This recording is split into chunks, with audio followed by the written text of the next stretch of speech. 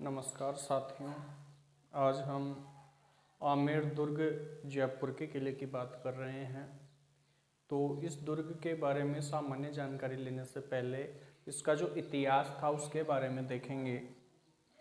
सबसे पहले जो इस स्थान को कहते थे, जिसे आज हम आमेर के नाम से जानते हैं, इस स्थान का नाम था अंबिकापुर। सबसे प्राचीन नाम है इसका अंबिकापुर, प्राचीन नाम। अंबिकापुर क्यों पड़ा? अम्बरीश ऋषि के नाम पर। पहली बात, प्राचीन नाम। उसके बाद दूसरा जो नाम पड़ा इसका, जब ये कछवाहों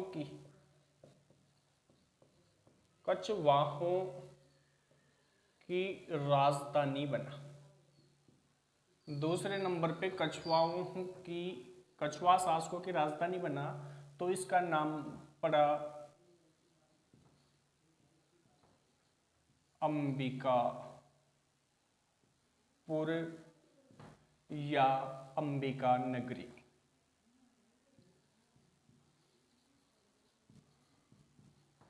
अंबिकापुर या अंबिका नगरी।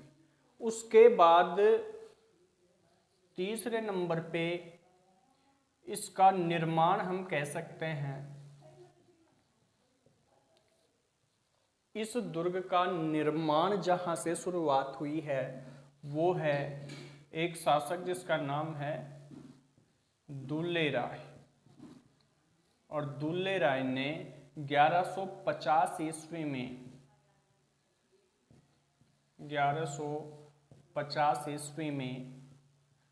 मीणा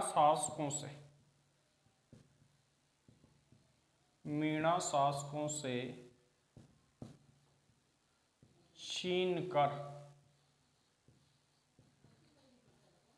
करवाया।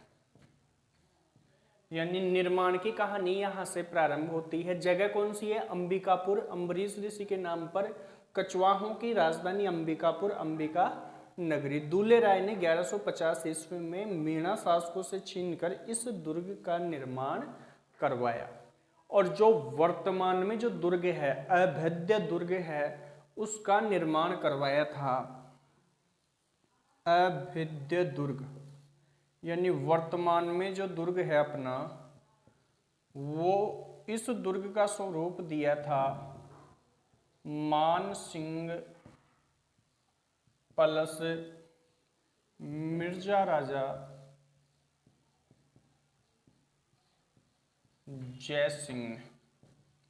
ये स्वरूप, वर्तमान स्वरूप प्रदान किया था वो मान सिंह और मिर्जा राजा जय सिंह ने प्रदान किया था। नाम की जहां पर बात करें तो आपका आता है कि इस दुर्ग का नाम एक बार मोमिनाबाद रखा गया। मोमिनाबाद रखा किसने? बहादुर शाह जफर। बहादुर शाह जफर के द्वारा। बहादुर शाह जफर के द्वारा इसे मोमिनाबाद लगभग 16वीं शताब्दी में इस दुर्ग का नाम मोमिनाबाद रखा। अब अपने सामने हैं दुर्ग के स्थल। तो देखेंगे, ये जो रोड दिखाई दे रही है आपको, ये जयपुर में जाते समय, जयपुर से पहले हो जाता है ये आमेर दुर्ग। तो ये रोड जयपुर रोड, और जयपुर जाते समय दाहिनी तरफ में ये किला स्थित है। रोड के दाहिनी तरफ जो ये बाग है, सबसे पहले इस बाग का नाम है दिलाराम बाग। किसने बनवाया? तो जय सिंह, मिर्जा राजा जय सिंह ने ये बाग बनवाया। उसके पास में ही ये झील है, इस झील को कहते हैं माउटा झील। ये जो कमरा बना रखा है ये है प्राचीन संपदा संग्रहालय।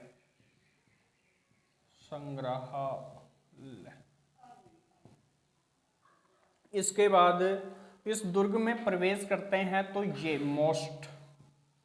मोस्ट है आपका, और इस प्रवेश द्वार का नाम है, ये आमेर दुर्ग का प्रवेश द्वार है और इस प्रवेश द्वार का नाम है गणेश पोल। गणेश पोल। जो इतिहासकार हैं, एक इतिहासकार हुए हैं, ब्रिटिश पत्रकार थे और उनका नाम था फर्ग्यूसन। इस गणेश पोल के बारे में फर्ग्यूसन ने कहा है कि यह दरवाजा विश्व का श्रेष्ठ दरवाजा है।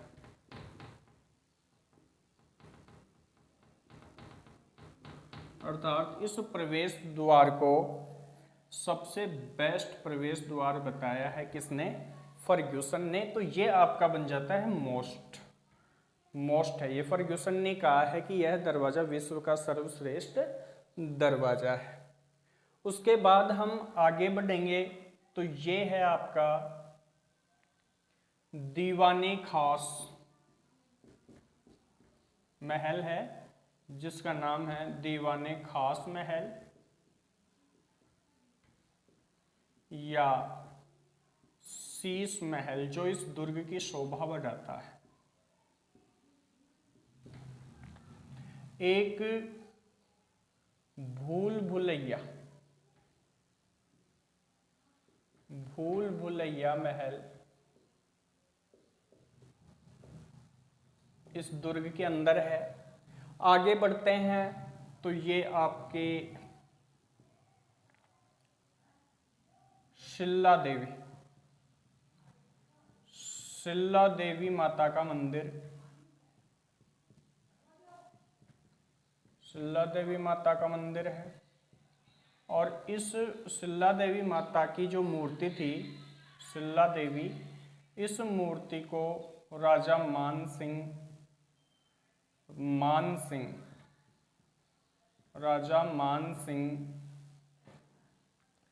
पूर्वी बंगाल के शासक, ध्यान रखना, पूर्वी बंगाल के शासक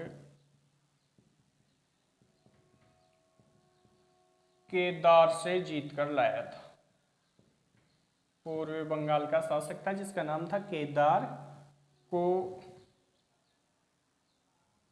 या केदार से छीनकर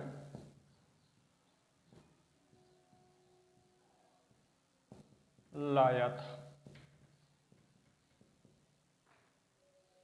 और ये है जगत शिरोमणि मंदिर, इसी दुर्ग के अंदर है जगत शिरोमणि।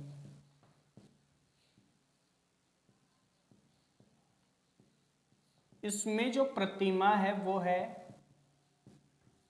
काले कृष्ण की प्रतिमा, काले कृष्ण की प्रतिमा इस जगत शिरोमणि मंदिर में है। और इस मंदिर के बारे में कहा जाता है कि यहाँ बचपन में मीराबाई इसकी सेवा करती थी।